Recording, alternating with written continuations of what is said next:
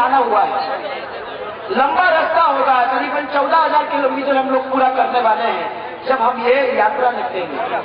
जगह जगह पे मेरे को बहुत सारे लोग मिले, कोई बोला राम सिंह की जय हो, कोई बोला श्याम सिंह की जय हो, कोई बोला गोपाल सिंह की जय हो। मैंने कहा भैया किसी की जय हो नहीं है, ये हमारे यहाँ क्षेत्र की जय हो है। और मैं सबसे पहले हम लोग सब मिलके ये देखने आए हैं कि जनता की वाकई में स्थिति क्या है।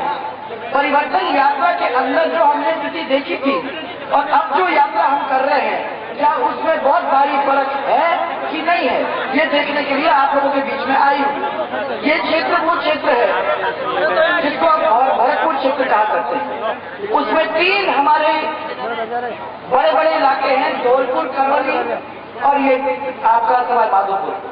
और मैं देख रही हूँ कि अभी तक धौलपुर तो नहीं गई, पर सवाई माधोपुर और करौली के अंदर जो मुझे देखने को मिला है उससे वाकई में मुझे रोना आया। जगह जगह पे सड़क देखी तो हालत खराब, ऐसी खस्ता सड़क। और मैं सोच रही हूँ कि 10 साल निकल गए और ये सड़कें ठीक अभी तक नहीं हुई है। कांग्रेस पैसा देती ही नहीं। ये मालूम नहीं क्या हो गया है कि अपने खजाने पे उन्हें ताला लगा के रख दिया है। शायद ये सोचती है कि ये लोग जिनका पैसा वो है, उनको पैसा देने की हमें जरूरत नहीं है, क्योंकि राजस्थान के अंदर जैसे दिल्ली के अंदर लूट मचा के रखी। पैसा आपके जेब का पैसा जो आप पे लगना चाहिए था वो आप पे न लग के इनके सबके जेब में भरा जा रहा है। मैं देख रही हूँ और आप भी देख रहे हो, इनके होटल बन गए जयपुर के अंदर, इनके खदान मिल गए इनको। इनने जो जो अपने रह गए थे उन लोगों को किसी को टीचर बना दिया तो किसी को प्रोफेसर बना दिया। रॉबर्ट वाड्रा का नाम आप लोगों ने सुना होगा। एक गांधी परिवार का एक दामाद है, एक ही दामाद सब जानते हैं। एक्चुअली अगर आप ये पूछो तो हमारे देश का दामाद है रॉबर्ट वाड्रा है।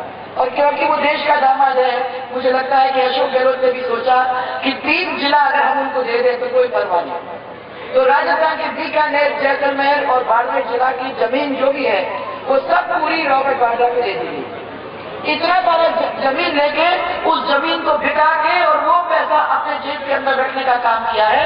वहाँ किसानों की लाइन लगी हुई है, वो लोग सब कह रहे हैं कि भैया हम लोगों को 2 बीघा जमीन कोई दे दे, 5 बीघा जमीन दे दे तो हम अपना जीवन यापन कर सकें। परंतु उनके लिए जमीन नहीं है, जवाई साहब के लिए जमीन भरपूर है। और अभी तो वो 3 ही डिस्ट्रिक्ट दिए हैं, अगर जवाई साहब और जमीन चाहते हैं तो राजस्थान पड़ा हुआ है। ये हो रहा है, इसीलिए आप लोगों की स्थिति ऐसी है। और मैं कहती हूँ कि कांग्रेस वालों ने जिस तरीके से 55 साल के अंदर आप लोगों को बेहाल करके रखा है, कोई और होता तो शर्म करता और उस कुर्सी से उतर चलता, परंतु कोई शर्म नहीं है। और मैं देख रही हूँ जहाँ भी जाती हूँ और जहाँ प्रश्न पूछती हूँ वहाँ लोग सब एक ही बात कहते हैं। एक सर्वे वाले की बात मैंने आज सुबह सुनी थी, उन्होंने मुझे फोन किया और उन्होंने मुझे ये कहा कि आप बिजली की बात करते हो, पानी की बात करते हो, हम तो जनता के बीच में गए, एक भी व्यक्ति ने हमारे सामने बिजली न पानी की बात उठाई। तो आप शायद गलत बात उठा रहे हो, क्योंकि उनको कोई मतलब नहीं है बिजली और पानी। मैंने कहा आपने पूछा ही नहीं उनसे कि उनको बिजली और पानी मिल रही है कि नहीं। वो 30 साल से ऐसी हालत में पड़े हुए हैं, इसलिए वो अपने मुंह से ये बात को कहते भी नहीं है, क्योंकि उनको ये लगता है कि जो भी आएगा वो हमारी ये सुध नहीं लेगा और न बिजली का और न पानी का हमारे लिए कुछ पहुंचाने का काम करेगा। अब मुझे याद है कि नादोती का काम सबसे पहले जब टोडा भी और नादोती के अंदर से मैं निकली थी तो मुझे याद है उस दिन मालूम नहीं बरसात आ गई और नादोती के वालों ने मुझे कहा, मीटिंग भी हुई, नादोती वालों ने मुझसे कहा कि ये तो अच्छी बरसात हो गई आपके सामने, परंतु हम आपको बताना चाहते हैं कि यहाँ बिल्कुल एक बूंद पानी नहीं है, हमारे पानी का कुछ इंतजाम करो। मैंने उनको वादा किया था कि मैं उस पानी का इंतजाम करूंगी। उसके लिए जद्दोजहद करके हम लोगों ने कंपनी को लाया, उस कंपनी को लाके उसको पूरे पैसे का इंतजाम कर दिया, उस पैसे का इंतजाम करके उसके पीछे पड़ी रही। और जब मैं अभी पता करती हूँ तो मुझे मालूम पड़ता है कि उसका डायरेक्शन बदल गया, वो जहाँ जाना था वो वहां नहीं पहुंचा है, आगे टोडा भी नादोती के अंदर पानी आना था वहां नहीं आया है, और पैसा छोड़ने के बावजूद नहीं आया है। तो मुझे बहुत बुरा इसका लगता है, क्योंकि मैं समझती हूँ कि 200 करोड़ रुपए, शायद 235 करोड़ की स्कीम थी, और उसके लिए मैंने पैसे अलग से जोड़ के रखे थे और ये विश्वास किया था कि अगर वो आ जाएगा तो वहां के लोगों को की प्यास बुझ जाएगी। सबसे पहले जब मैंने अपने आंखों से देखा था वो ये इलाका था जिसने कहा मुझे कि हम पानी से तड़प रहे हैं। शहर के अंदर भी, आपके शहर के अंदर भी पेयजल की सप्लाई की व्यवस्था पूरी तरह से बदहाल हो गई है। पाइपलाइनों से लीकेज की वजह से पूरा गंदा पानी आता है। तो ये शहर वाले बैठे हुए हैं, कुछ तो शहर वाले बताएंगे मुझे गंदा पानी आता है क्या? पूरे उसमें जो लीकेज है उस पाइप को लीक नहीं किया है और उस पाइप के अंदर से लीकेज और गंदा पानी आप लोगों के बीच में आ रहा है। अब देखो वो सर्वे वाला मेरे साथ होता, मैंने उसको ये कहा मेरे साथ आओ तो सही, जब तुमको मालूम पड़ जाएगी कि गांव वाले कितने गुस्सा है। कोई कहता है मेरे को कि 1 घंटा बिजली 2 घंटा बिजली मुश्किल से हमको मिलती है और वो भी ट्रिपिंग के साथ। ऐसे किसी की जिंदगी कैसे निकलेगी और किसान किस तरीके से आगे जाएगा? आज हमारा इस क्षेत्र का किसान सब पूरे आत्महत्या करने के ऊपर निर्भर हो गया है, क्योंकि उसको ना पानी मिलता है, ना वो बीज मिलता है, ना खाद मिलता है और ना सही समय के ऊपर बिजली मिलती है। और जो बिजली मिलती है वो इतनी वाहियात मिलती है कि उस बिजली से यही समझो कि आ ही नहीं। ये तो किसान की स्थिति है और इसीलिए मैं कहती हूँ मेरे साथ चलो तो मेरे को देखने को मिलेगा। जनता के आंखों में आंख डाल के पूछो, तब वो बताएंगे कि इस पानी के अंदर हम किस तरीके से जी रहे हैं। हमें न पानी है, न बिजली है, न रास्ता। और रास्तों को देख लो, मैं बड़े रास्ते से अब चल रही हूँ, खंडार, सवाई माधोपुर से करौली, करौली से श्री महावीर जी से यहाँ तक जगह जगह पे आप देखोगे कहीं तो कुछ रोड ठीक है पर ज्यादातर आपका रोड बहुत ही वाहियात है। और माताओं बहनों ने मेरे को चला के ये कहा कि आप तो इस तरह की बात कर रहे हो, जरा गांव में आके देख तो जाओ कि गांव की हालत क्या है। थोड़ा भीम के तो मैं नहीं कह सकती हूँ कि अंदर क्या है, मुझे विश्वास होगा कि अंदर की सड़कें बहुत ही बदहाल होंगी, परंतु माता और बहनों ने गांव गांव में मेरे को ये कहा कीचड़, गंदगी और अंदर सड़क नहीं, आप इनका कुछ करिए। ये मेरे को लिखा के दें। यहाँ आपके रूपा कॉलोनी, माली बस्ती, एससी बस्ती और बस स्टैंड क्षेत्र के अंदर पूरी तरह से वहां भी पाइपलाइनें नहीं है और दूर से वहां पानी लाना पड़ता है। क्या ये सही है? बिजली की ट्रिपिंग की समस्या, कई बार 5-5 घंटे बिजली नहीं आती। 3 फेज बिजली 2 या 3 घंटे के अंदर आती है और जब आपका वो ट्रांसफार्मर जल जाता है तो उसके लिए भी कभी 2 महीने, कभी 2.5 महीने लग जाते हैं और वो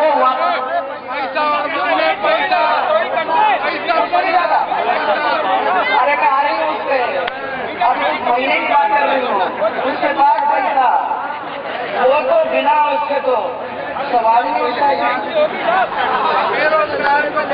अरे वही आ रहे हैं। आपसे मैं ये पता करना चाह रही हूँ सब लोग जो बैठे हुए हैं कि ऊपर जयपुर में मैंने सुना कि बड़ी सस्ती बिजली का प्रोग्राम निकला हुआ है, तो सस्ती दवाई का प्रोग्राम निकला हुआ है। आप सबको सस्ती दवाई मिल रही है और आपको मुफ्त जांच ये हर बात के हाथ हॉस्पिटल में तो आपको फ्री नहीं मिल रही और आपको सस्ती भी नहीं मिल रही।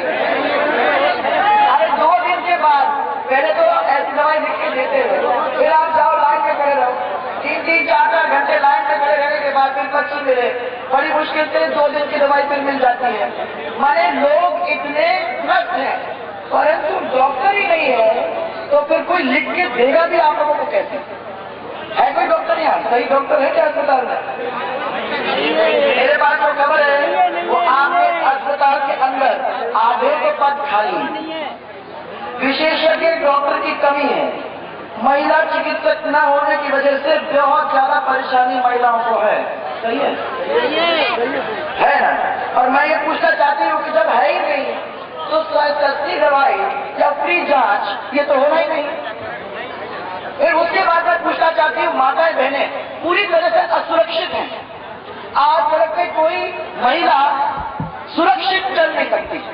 राजस्थान की ये स्थिति हो गई है, वो राजस्थान जिसका इतिहास में इतना बड़ा नाम था, राजस्थान की वो स्थिति हो गई है कि लोग मजाक करते हैं अगर ट्रेन सबसे ज्यादा कहाँ खींचती है, अगर महिला की उत्पीड़न कहाँ सबसे ज्यादा होती है, तीसरे नंबर पे है पूरे देश के अंदर, वो राजस्थान में। कहाँ एसटी और एसटी की सबसे ज्यादा उत्पीड़न होता है, बताओ? तीसरे नंबर पे राजस्थान में। तो आप समझ लो कि राजस्थान कलंकित हो गया है इन सब चीजों से और इस सरकार की वजह से। साथ साथ में बताना बात पूछती हूँ कि विषमसंबंध बांध से सिंचाई के लिए पानी लाने की हमारी योजना को कांग्रेस ने क्यों रोका? उसके लिए पैसे का इंतजाम कर दिया था, वो योजना हमारी सब तैयार हो गई थी और उस योजना को रोकने का काम इस कांग्रेस ने किया। सीनियर सेकेंडरी स्कूल के अंदर विज्ञान विषय का टीचर है क्या? बालिका महाविद्यालय खोलने की जोरदार आपकी मांग है। हम लोगों ने अपने समय के अंदर कह दिया था कि डिस्ट्रिक्ट से डिस्ट्रिक्ट जहां तक हो सके वहां तक बालिका महाविद्यालय अपने को खोल लेना चाहिए और हम लोगों ने ज्यादातर तो डिस्ट्रिक्ट में कंप्लीट कर दिए। फिर उसके बाद इलाके के अंदर खोलने की मांग की और इतनी छोटी मांग है, मैं नहीं समझती कि इसमें कोई प्रॉब्लम होनी चाहिए। समय आए तो हम लोगों को अगर मौका मिलता है तो मैं समझती हूँ कि ऐसी मांग है, इसको हम लोग पूरी तरह से कर भी लेंगे। छोटी सी मांग और बस स्टैंड की मांग 4 साल निकल के हम लोग नहीं कर पाए। तहसील सबसे पुरानी सड़क टोडा बीच से गाजीपुर सड़क अब तक जैसे हालत है, ठीक है आपको अच्छी तरह से चलने वाला बच्चों के लिए सबसे बड़ी चीज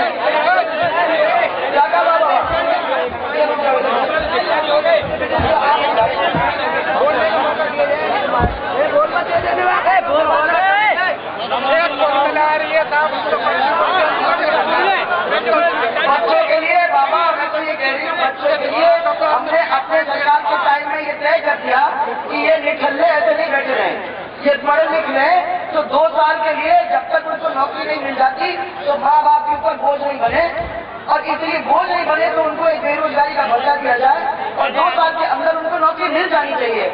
और अपने समय के अंदर 10 लाख बच्चों को नौकरी देने का इंतजाम किया जो सरकारी और गैर सरकारी। आज हम देख रहे हैं कि 4 साल निकल गए और कितने बच्चों को नौकरी मिली? 60% कर्मचारियों की जो पद है वो खाली पड़े हुए हैं और टीचर कितने सारे खाली पद पड़े हुए हैं, परंतु कोई भी इसका रिक्त पद का वो निकालता ही नहीं है। अगर निकल जाए तो कितने सारे बच्चों को हम लोग उसके अंदर ले सके। और जो ये गैप आपको लग रहा है कि हमारे टीचर नहीं है, डॉक्टर नहीं है, वो काम हमारा पूरा हो सके। वही तो सरकार को इच्छा शक्ति की जरूरत है। सरकार बस राजनीति में लगी हुई है। जब तक हम लोग चुनाव नहीं जीतते तब तक राजनीति तो हम समझते हैं, परंतु एक दफा चुनाव जीतने के बाद ये सरकार की जिम्मेदारी हो जाती है कि हम जनता की देखरेख के अंदर लगे, चाहे वो किसी भी जात का हो, चाहे वो किसी भी मजहब का हो, महिला हो या पुरुष। परंतु इस सरकार ने ये तय किया कि हमें तो 4.5 साल 5 साल पूरे राजनीति करना है, एक समाज को दूसरे समाज से लड़ाना है, एक मजहब को दूसरे मजहब से लड़ाना है और इनको इतना दुखी रख रहा है कि इनको समय नहीं मिले ये पूछने का कि हमारा काम ये क्यों नहीं हुआ। मैं आपको बताना चाहती हूँ कि मैं धौलपुर से एमएलए थी, जब पहली दफा चुनाव लड़के आई तो सबसे पहले मैं गाँव में जाना शुरू किया कि जाऊँ मैं पता करूँ कि तुम्हारा हैंडपंप लगा कि नहीं, तुम्हारी बिजली तुमको मिलती है कि नहीं, ये सब पूछने गई। तो उस समय के जो कांग्रेस पुराने एमएलए साहब थे वो मेरे पास आए, उन्होंने मेरे को चाय पी के ये कहा कि साहब आप ये सब क्यों गंदी और गंदी आदतें इन लोगों को लगा रहे? इनकी आदत अभी तक तो बहुत अच्छी थी, ये तो ऊपर नीचे से ऊपर तो देखते ही नहीं है और आप यहाँ खटिया पे बैठ के महारानी का खटिया पे बैठ के और आप यह सीधा संवाद उनको करके इनकी आदत क्यों बिगाड़ रहे हो? मैंने कहा मेरे को तो करना ही है क्योंकि मेरे को ये बड़ा काम दिया हुआ है। उन्होंने कहा आप देख लेना इसका आपको बहुत बड़ा बुरा असर होगा। 40 साल हमने राज चलाया है और उस राज के अंदर कभी किसी ने पूछा नहीं है कि तुम्हें क्या चाहिए क्या नहीं चाहिए।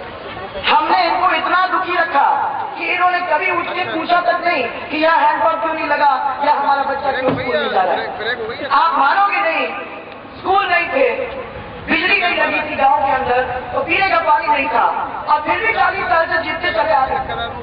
राज क्या था? राज ये था कि लड़े सब, एक दूसरे से लड़े। और हमारा कहना यह है कि जब पूरे के पूरे सब जाति एक साथ हो जाती है, सब मजहब एक साथ हो जाती है, जब प्यार से सब लोग बन जाते हैं तो सबका काम हो जाता है, कोई उसको रोक नहीं सकता है। ये मैं आपको बताने आया हूं। झगड़ा नहीं करें अगर सब लोग साथ हो जाए, क्योंकि अगर पानी है तो सबको पीने को मिलेगा, अगर रास्ता है तो सबको चलने को मिलेगा, परंतु झगड़ा है तो वो रास्ता नहीं बनेगा। और क्या कहा कांग्रेस वालों ने, लड़ा दो इसको उससे, और बोलो साहब रास्ता चाहिए क्या, तो वो बोलेगा नहीं वहां से निकालो, वो बोलेगा नहीं वो तो वहीं से निकलेगा। इन दोनों के बीच में झगड़ा है, और क्योंकि झगड़ा है वहां रास्ता ही नहीं बनेगा। कितना आसान काम हो गया, पैसा भी खर्च नहीं करना, आप लोगों को पूछने की भी जरूरत नहीं है, लोगों को गरीब रखने का आराम है। अब भाइयों ऐसा ही रहना है कि हम लोगों को आगे चलना है। साथ में लगा हुआ मध्य प्रदेश आगे चल पड़ा। 10 साल मिले वहां के मुख्यमंत्री को और उन्होंने देश के मानचित्र में लाके मध्य प्रदेश को रख दिया। साइड में आपका गुजरात है, गुजरात को 15 साल दिए उनके कार्यकर्ताओं ने, और गुजरात ने अपने प्रदेश को देश नहीं दुनिया के मानचित्र के ऊपर लाकर रख दिया। रखा कि नहीं, सबको मालूम है ना नरेंद्र मोदी का नाम। ये तो आपको देखने की बात है। मैं आपको ये कहना चाहती हूँ कि 15 साल के अंदर कोई बदल सकता है, 10 साल के अंदर कोई बदल सकता है, और 5 साल के अंदर बीमारू प्रदेश को हमने जब खड़ा करके और उसको अपने पैर पे खड़ा कर दिया था, तो मैं ये पूछना चाहती हूँ कि 55 साल के अंदर इस कांग्रेस ने ये हालात क्यों नहीं बदले? कभी तो पूछोगे उनसे कि अपने घरों के अंदर ही लगे रहोगे? इसीलिए आज मैं ये कहने आई हूँ, देखो 40 लाख घरों में बिजली कनेक्शन आज भी नहीं है। कहां दे रहे हैं कनेक्शन? क्या हो रहा है लोगों को? जब तक रिश्वत नहीं देती तब तक कुछ आपको नहीं मिलेगा। अल्पसंख्यक मामलात के मंत्री अमीन खान ने कहा है कि प्रधानमंत्री अल्पसंख्यक कल्याण के 15 सूत्री कार्यक्रम के अंदर राजस्थान ग्राउंड लेवल के ऊपर है 0। ये उनका खुद का मंत्री है। राष्ट्रीय अल्पसंख्यक आयोग के अध्यक्ष हबीबुल्ला जी ने सरकार को फेलियर 0 बताया है। हबीबुल्ला खान ने कहा है कि गोपालगढ़ की घटना रोकी जा सकती थी परंतु नहीं रुकी। और मैं आपको सबको ये कहना चाहती हूँ, चुनाव आ रहे हैं, ये फिर जातियों को और मजहब को लड़ाने का काम करेंगे। सब लोग सतर्क हो जाओ और याद रखना, जब तक इस तरीके से होगा, जब तक हमारे जिंदगी के साथ लोग राजनीति करते जाएंगे, तब तक हमारा प्रदेश गड्ढे के अंदर पड़ा रहेगा, आगे निकल ही नहीं सकेगा। हमारे बहुत सारे नौजवान हैं, आज रास्ते भर मुझे मिले, सब लोगों का कहना है हमारे लिए कुछ रखा ही नहीं है। हम यहाँ किसी भी तरीके से सड़क पर नहीं उतरना चाहते, हम भी स्वाभिमान की जिंदगी जीना चाहते हैं। परिवार के लोग मिले, वो कहते हैं हमारे बच्चों का कुछ करो, उनकी नौकरी का इंतजाम करो। हमको पसंद नहीं है कि वो ऐसे सड़क पे घूमे। हम भी चाहते हैं कि हमारे परिवार का और हमारे क्षेत्र का स्वाभिमान बना रहे। राजस्थान तो ऐसा प्रदेश है जहां लोग अपने स्वाभिमान के ऊपर बलिदान हो जाते हैं। राजस्थान ऐसा प्रदेश है जहां गरीब आदमी हो सकता है परंतु वो अपनी इज्जत के साथ खिलवाड़ नहीं होने देता है। और मेरे सामने ये सब लोग ऐसे बैठे हुए हैं जो मैं जानती हूँ कि अपने स्वाभिमान के लिए कुछ भी करने को तैयार हैं। बताओ मेरे को है कि नहीं? करने दोगे किसी को खिलवाड़ अपने स्वाभिमान के साथ? हर एक परिवार जितना भी गरीब होगा वो कहेगा मेरे स्वाभिमान के साथ मत खेलो। और इसीलिए आज आपको ये कहने आई हूँ, हमको भारतीय जनता पार्टी के द्वारा हम लोग सब मिलकर आपको ये कहने आए कि आप बस अपने पैर पे खड़े हो जाओ और ये तय कर लो कि हमने बहुत सह लिया। इतनी जोरदार महंगाई, माताएं बहनें रोती हुई आती हैं कि हमारा क्या होगा, हमारे तो जेवर भी वो गिरवी रखती है, हमारी शादियां नहीं हो रही है घरों के अंदर, किस तरीके से आगे बढ़ेंगे? माताएं बहनें रोती हैं, हमारी इज्जत नहीं है, हम सुरक्षित नहीं है, कैसे रहे इस राजस्थान के अंदर? हमारे युवा कहते हैं हमें बाहर नहीं जाना माता पिता को छोड़ के, परंतु हमें चारा नहीं है, हमें जाना पड़ रहा है, हम नहीं जाना चाहते हैं, हमारी मदद करो। हमारा किसान कहता है मर जाएंगे, हमारा कुछ मदद करो। और ये हिम्मत का काम है भाइयों। मैं पूछने आई हूँ आप लोग सबसे, ये फिर चुनाव का टाइम आएगा, 4-6 महीने में आपके ऊपर वो आएंगे, दबाव देंगे, आपको लुभाने की कोशिश करेंगे। हिम्मत से काम लेना पड़ेगा। क्या हिम्मत है? हिम्मत है कि इतने सालों से पिसते जा रहे हो कि हिम्मत टूट गई? ऐसा मत कहना। अगर हिम्मत है तो वो तैयार है, अच्छा व्यक्ति मिलेगा तो प्यार से हम लोग मिलके सब साथ होके अपनी आवाज को उठा के अपना काम कराना चाहते हैं। अगर चाहते हैं तो बात से खड़े हैं। मैं आपको विश्वास दिलाना चाहती हूँ कि ये जो मैंने देखा अपनी आंखों से, मुझे उसका दुख है। और मैं आपको सबको विश्वास दिलाना चाहती हूँ कि हम लोग सब मिलकर आगे चलेंगे। हम लोग इस क्षेत्र को बदलने की बात करेंगे। आपको अकेले चलने की जरूरत नहीं है। आप बस तय कर लो, भारतीय जनता पार्टी को वापस लाना है। जिस तरीके से आपके यहाँ एमएलए रहा, अब एक और एमएलए अपना यहाँ रहेगा, तो मैं समझती हूँ कि आगे चल के सब पूरे मिलके वो स्थिति बनाएंगे कि हमारी सरकार बन सकती है। और अगर हमारी सरकार बन सकती है तो मैं समझती हूँ कि आगे अपने को चिंता करने की जरूरत नहीं है, क्योंकि जो काम हमारे सब अधूरे रह गए थे और जिन काम को अपने को करना है, जिनसे हमको फायदा मिलेगा, और जो छोटे छोटे काम है, उन सब काम को करने के लिए हम और आप मिलके आगे बढ़ेंगे। ये तो मैं किसी को चुनाव के वायदे नहीं करती, मतलब बार बार रस्ते के अंदर मेरे से कहा गया।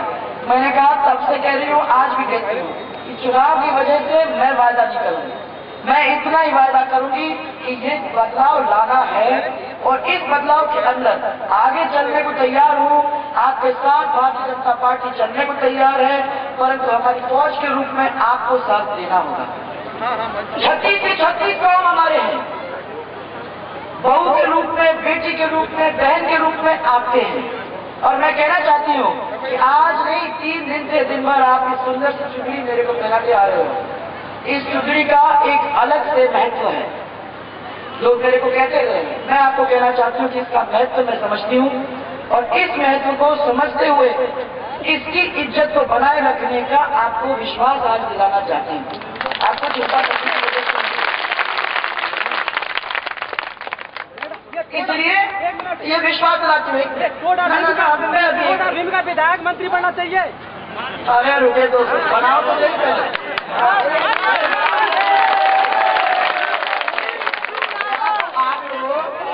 चलने से पहले दौड़ी जाते हो, मुझे दौड़ाना नहीं है। अभी तो पहले आप घोड़े के ऊपर बैठ जाओ, फिर उसके बाद घोड़ा के ऊपर दम बैठेगा।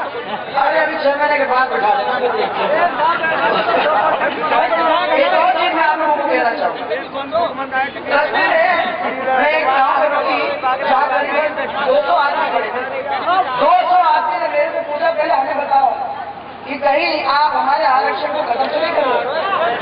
मैंने कहा, ये किसने कहा तुमको कि तुम्हारा आरक्षण मैं खत्म करने जा रही हूँ? नहीं, सुनी है हमने कहा कि सुनी, ये तो व्यवस्था बनी हुई है, इस व्यवस्था को थोड़ी कोई बिगाड़ सकता है।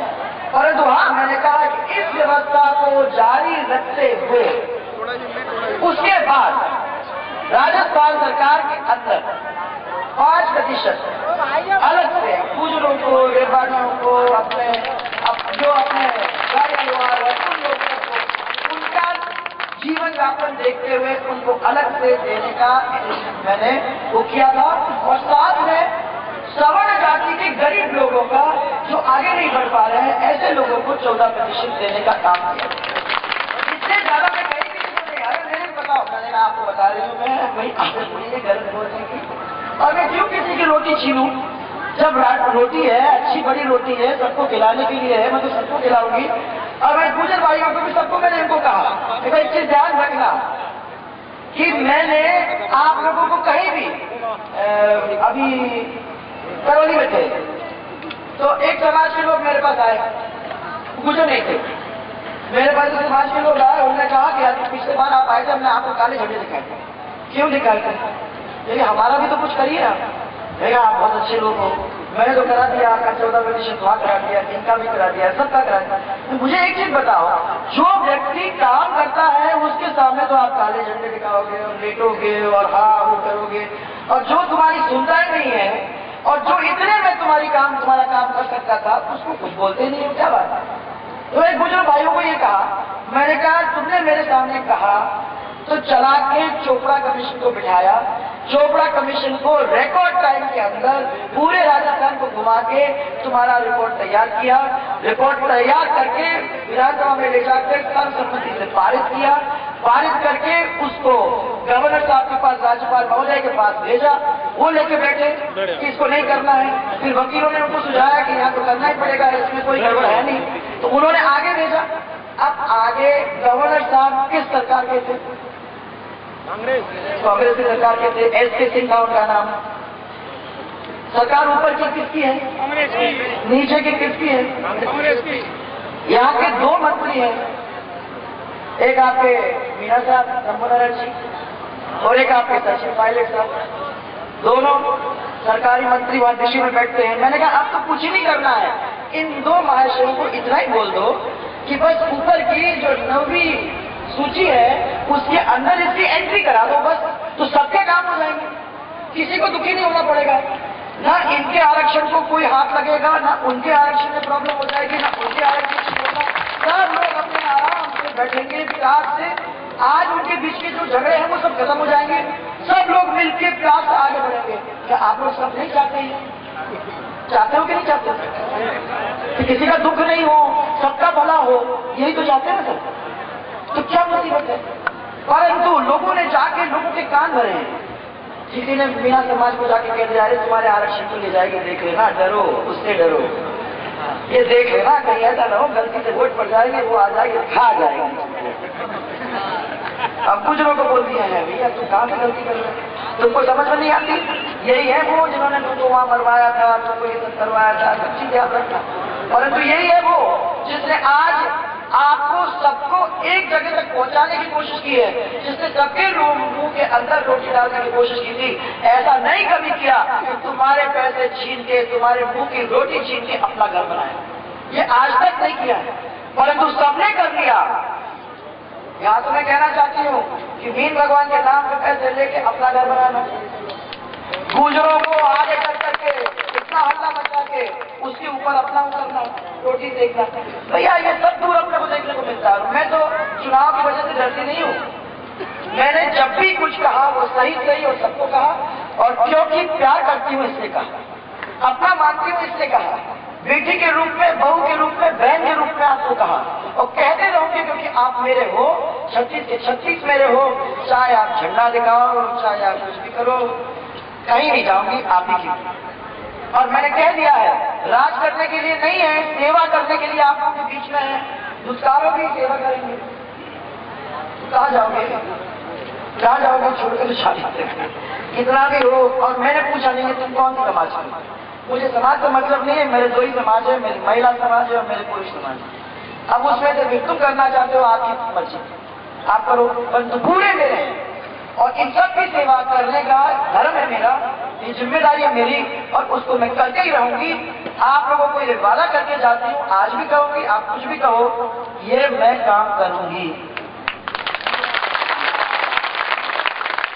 तो आखिर में आपको ये कहना चाहती हूँ, बहुत सारा प्यार, बहुत सारा प्यार आप लोग सबको। हम लोग इस प्यार के अंदर बढ़े तो सही, इसमें देखे तो सही कितना मजा है, राजस्थान कितना मजबूत हो जाएगा। आपको किसी के सामने झोली फैलाने की जरूरत नहीं होगी, आपके ऊपर फिर कोई राजनीति नहीं कर पाएगा। आप लड़ो मत, सब मिलके चलो और देखो तो उसमें क्या मजा आता है। ये सब गलत फहमियां जो है ना अपने दिमाग से निकाल दो। अपने को राजस्थान बनाना है, इसमें बहुत है, ये सब के लिए है, सब समाज के लिए है, सबके लिए आपको सबको बहुत मिलेगा। और मैं किसी की रोटी किसी के मुंह से नहीं छीन रही, ये मैं चला के आपको कह रही हूँ। और ये भी कह रही हूँ कि युवाओं को नौकरी देने का काम भारतीय जनता पार्टी ने किया था और फिर करेगी।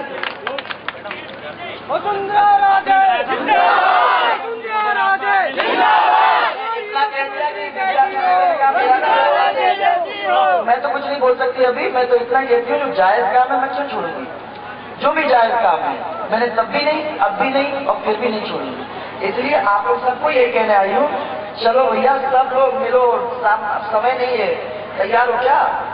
क्या ऐसे पड़े हो, तैयार हो कि नहीं? चाहते हो ना यहाँ, तो चाहते हो कि राजस्थान आगे बढ़े, चाहते हो कि गुजरात जैसे बढ़े, चाहते हो ना? तो फिर क्या है, छोटा नारा मेरे साथ दे दो, भारतीय जनता पार्टी। मैंने किया है आज यात्रा अब 46 डिग्री गर्मी यहाँ हो गई है, जब तक ये मेरी यात्रा का अंत होगा तो 50 डिग्री हो जाएगी। तो मैं भी तो मुख्य आज होगा, जोरदार नारा, भारतीय जनता पार्टी, भारतीय जनता पार्टी।